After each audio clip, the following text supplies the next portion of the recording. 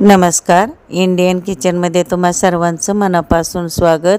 आजची रेसिपी आहे बेसन पिठाचे लाडू.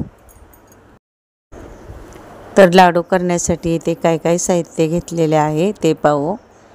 इथे मी या वाटीने 2 वाटी बेसन पीठ घेतलेले आहे आणि 1 वाटी गूळ घेतलेला आहे. 4 ते 5 चमचे साजूक तूप, बदाम काप करून घेतलेले आहेत, काजू काप करून घेतलेले आहेत, भोपळ्याच्या बिया आणि विलायची जायफळ पावडर.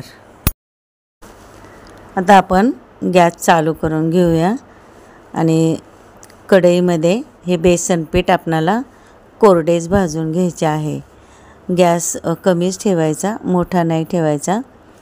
बेसन पीठ करपून जाईल म्हणून हे सतत हलवत राहायचे. अगदी ब्राऊन कलर येईपर्यंत हे बेसन पीठ भाजून घ्यायचे आहे आणि नंतर शेवटी चांगले भाजत आल्यावर हे तूप आपणाला याच्यामध्ये टाकून पुन्हा 2 ते 3 मिनिट भाजून घ्यायचे आहे. गूळ इथे खिसणीने खिसून घ्यायचा आहे म्हणजे तो एकसारखा मऊ होतो. आता आपण याच्यामध्ये तूप टाकलेले आहे आणि 2-3 मिनिट आपण भाजून घ्यायचे आणि गॅस बंद करायचा. सुरुवातीला कढईमध्ये बेसन पीठ टाकल्यानंतर लगेच तूप टाकायचे नाही, कारण ते बेसन पीठ चांगले भाजत नाही.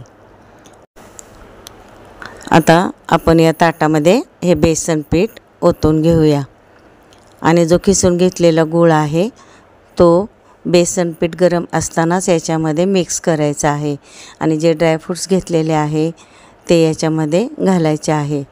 विलायची पावडर, थोडेसे मनुके, काजू, बदाम हे काप करून घेतलेले आहे, भोपळ्याचे बिया, हे सर्व आपणाला चांगले मिक्स करून घ्यायचे आणि दोन्ही हाताने चांगले पीठ चोळून मऊ करून घ्यायचे आणि मग हे लाडू आपणाला बांधायचे आहेत.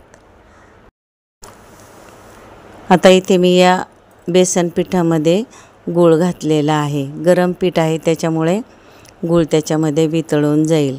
तुम्हाला जर वाटत असेल की कढईमध्ये गूळ वितळून घेऊन मग हे सर्व साहित्य त्याच्यामध्ये मिक्स करायचे तरी काही हरकत नाही. मी इथे हे बेसन पिठाचे लाडू करताना तुपाचा वापर मुद्दाम कमी केलेला आहे. खरं तर 1 वाटी तूप पाहिजेच 2 वाटी बेसन पीठ भाजण्यासाठी, तर तुम्ही वापरू शकता. आता इथे मी 5 ते 6 चमचे तूप घातले आणि गूळसुद्धा तुम्हाला तुमच्या चवीप्रमाणे घालू शकता. मी साखरेचा वापर केलेला नाही. मधुमेह रुग्णांसाठी हे बेसन पिठाचे लाडू खूप छान आहेत आणि अशा पद्धतीने केले तरी चांगले आहे. आता आपण लाडू बांधून घेऊया.